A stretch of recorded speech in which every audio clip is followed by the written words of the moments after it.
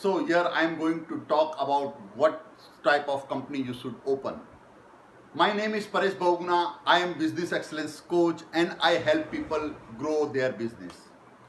तो जो आज का टॉपिक है कि आपको किस तरह की कंपनी खोलनी चाहिए, whether it should be proprietorship company, whether it should be partnership company, whether it should be private limited company और limited company. So let us understand किस तरह की आप कंपनी खोल सकते हो. आप प्रोपरेटरशिप खोल सकते हो, आप पार्टनरशिप खोल सकते हो, आप एक एलएलपी करके कॉन्सेप्ट है, आप वो कंपनी खोल सकते हो, या आप प्राइवेट लिमिटेड कंपनी खोलना चाहते हो. सो अगर आप अपने आप एक व्यक्ति हो जो बिजनेसेस को अपने बलबूते पे चला सकता है, तो आपके लिए प्रोपरेटरशिप फर्म अच्छा है. लेकिन अगर आप सोचते हो कि नहीं, आपको पार्टनर्स भी चाहिए हैं जो मिल करके बिजनेस करेंगे, then you should go for a partnership firm. लेकिन आपको ये समझना है कि जो इनके कॉन्सेप्ट है प्रोपरेटरशिप फर्म के एंड पार्टनरशिप फर्म के, दोनों कंपनियां काफ़ी एक तरह की कंपनियां हैं. एक में खाली एक ही व्यक्ति डिसीजन मेकर होता है, दूसरे में देयर आर पार्टनर्स. उनको कहीं भी रजिस्ट्रेशन करने की जरूरत नहीं है, उनकी लाइबिलिटी पूरी रहती है. उनकी कंपनी में जो भी उनकी लाइबिलिटी है वो उनकी पूरी लाइबिलिटी रहती है, अनलिमिटेड लाइबिलिटी रहती है. अगर खुदा ना खास्ता कुछ प्रॉब्लम हो गया, अगर उनके डेब्ट्स ज़्यादा हो गए, तो उनके पर्सनल एसेट्स भी उनको निकालने पड़ेंगे, वो सब जो भी डेब्ट्स है उनको कवर करने के लिए. So this is the weakness of a partnership as well as proprietorship firm. Secondly, अगर आपका एम है और आपका अगर गोल है and you are looking forward to good number of turnover, आप सोच रहे हो कि आप अच्छा टर्नओवर कर सकेंगे, देन इट इज गुड कि you should go higher in this slab.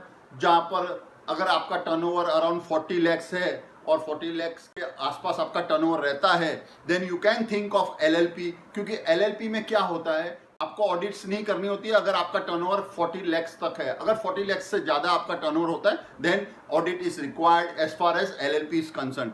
लेकिन LLP and private limited firm जो हैं, उन दोनों को रजिस्ट्रार ऑफ कंपनीज में आपको रजिस्टर करना होता है, जिससे कि वो कंपनी फॉर्मेशन में आते हैं. पार्टनरशिप में इस चीज़ की ज़रूरत नहीं है, उनके डॉक्यूमेंटेशंस बहुत कम होते हैं. वहाँ पर सिंपल उनका एक पार्टनरशिप डीड होता है जो बनाना होता है, उसके बेस पर आप फिर अकाउंट खोलते हो and then you start your business fast. लेकिन अगर आप एलएलपी में जाना चाहते हो, first of all why you want to go for LLP. LLP में क्यों जाते हैं लोग? एलएलपी में जनरली क्या होता है कि अगर अलग अलग एक्सपर्टीज के लोग मिल करके कोई अगर बिजनेस करना चाह रहे हैं, then it is good to go in LLP. क्यों? कि एलएलपी में उनका लिमिटेड लाइबिलिटी होता है. जैसे नाम है, LLP means it is a limited liability partnership, जिसमें आपकी लाइबिलिटी आपके काम तक ही होती है. जो आपने एग्रीमेंट किया होता है, उस एग्रीमेंट के अंतर्गत आप कर सकते हो. सेकेंडली, एलएलपी का एक बेनिफिट ये है कि even foreign people can also join your LLP company. और एलएलपी में there is no upper limit. 2 लोगों से स्टार्ट हो सकता है and there is no upper limit. कितने भी आप पार्टनर बना सकते हैं. देयर आर कंपनीज जिसमें 50-50 पार्टनर्स है, देयर आर कंपनीज जिसमें 200+ पार्टनर्स भी हैं. सो एलएलपी में आप क्या कर सकते हो, आप उसको बढ़ा सकते हो. आप अपने जो भी पार्टनर्स हैं वो अनलिमिटेड पार्टनर्स आप ला सकते हो और आप अपना बिजनेस कर सकते हो. लेकिन अगर आपकी एक्सपर्टीज नहीं है और उस तरह से आप लाते हो तो अच्छी बात है, क्योंकि एलएलपी बहुत सक्सेसफुल मॉडल है. अगर आपको लगता है कि आपकी कंपनी में बहुत सारे एक्सपर्टीज की जरूरत है, तो then you can go for LLP.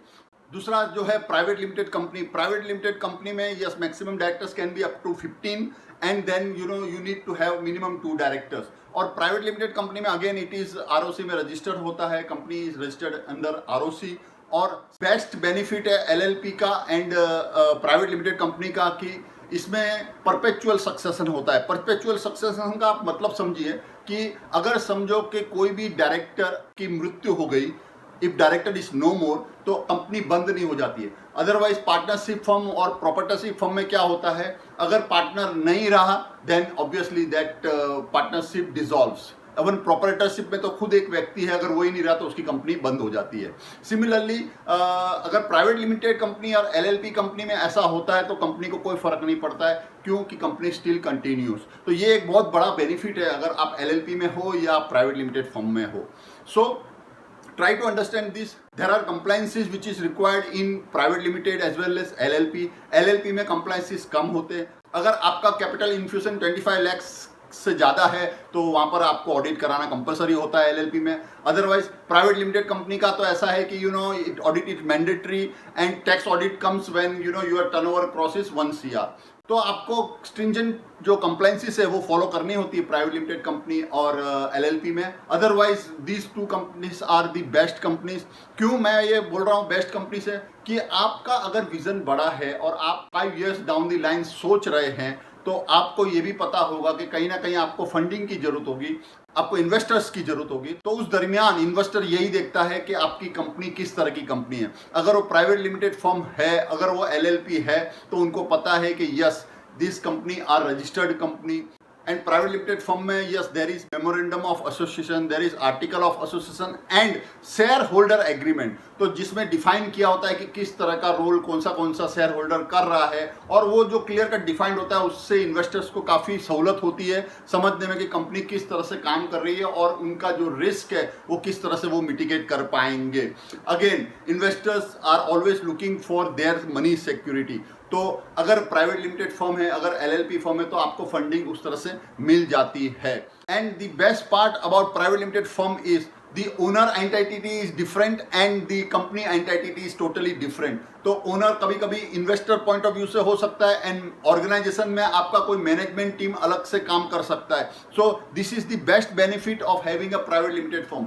तो अगर आप अपना लंबा प्लानिंग लेकर के चल रहे हो, अगर आपने 5 से 10 साल के दरमियान का सोचा है, then definitely you should look forward to private limited companies. और प्राइवेट लिमिटेड कंपनीज फॉर्मेशन करने से एक आपका जो इमेज है वो इमेज भी एक वेल एस्टेब्लिश ऑर्गेनाइजेशन का बनता है एंड आपका विजन दिखता है कि आप कुछ लंबा विजन लेकर के चल रहे हो. With this, I end this video. Hope you are liking my videos and please do not forget to comment about your feedback on these videos. Thank you and have a nice time.